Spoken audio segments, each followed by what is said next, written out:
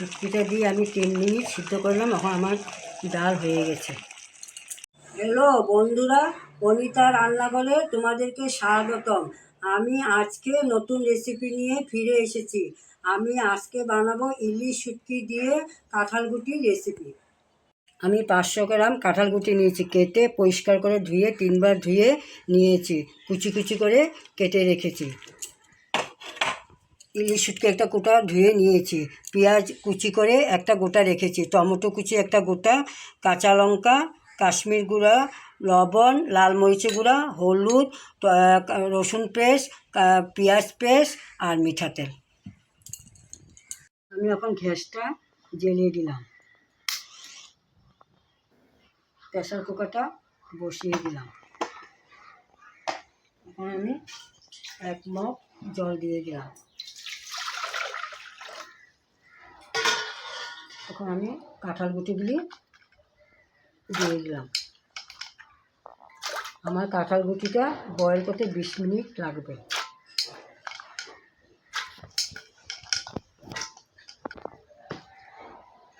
স্বাদ মতো লবণ দিয়ে দিলাম, হলুদ দিয়ে দিলাম 1 চামচ, 2 চামচ। আমি এগুলি ঢাকনা লাগিয়ে বয়েল করে নেব 20 মিনিট।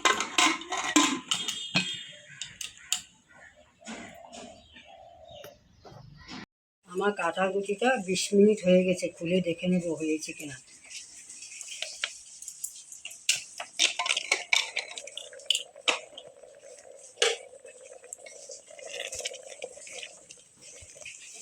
হ্যাঁ, আমার কাঁঠাল গুটিটা হয়ে গেছে। এখন আমি নামিয়ে দেবো। কড়াইটা বসিয়ে দিলাম। আমার কড়াইটা গরম হয়ে গেছে। আমি এখন শুটকিটা অল্প ভেজে নেব, ইলিশ শুটকিটা।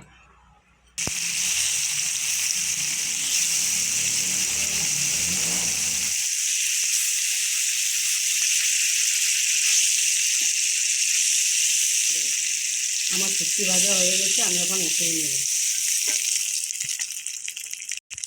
পরিমাণ মতো তেল দিয়ে দিলাম, কুচিটা দিয়ে দিলাম, নাড়াচাড়া করে। আমি যেভাবে শুটকিটা ভেজেছি, শুটকি কাঁচাও দিতে পারে, এটা নরম শুটকি, এটা না ভাজলেও হয়, কিন্তু আমি ভেজে দিলাম।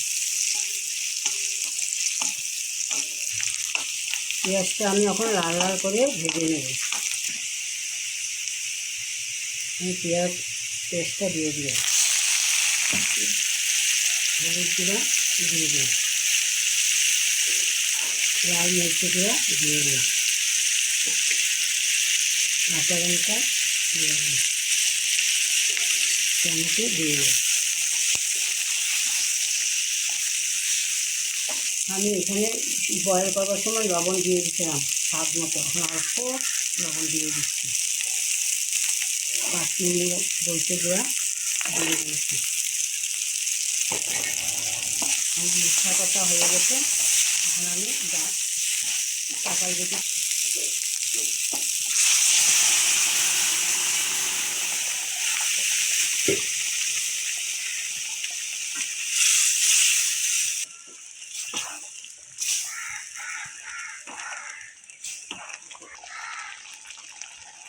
ধনিয়া পাতাটা দিয়ে দিলাম।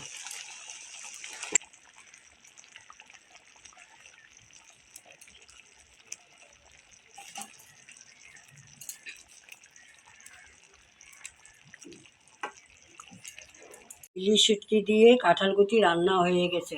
তোমাদের যদি ভালো লাগে সাবস্ক্রাইব, কমেন্ট, লাইক, শেয়ার করবা। আবার নতুন রেসিপি নিয়ে ফিরে আসবো। তোমরা সুস্থ থাকো, ভালো থাকো।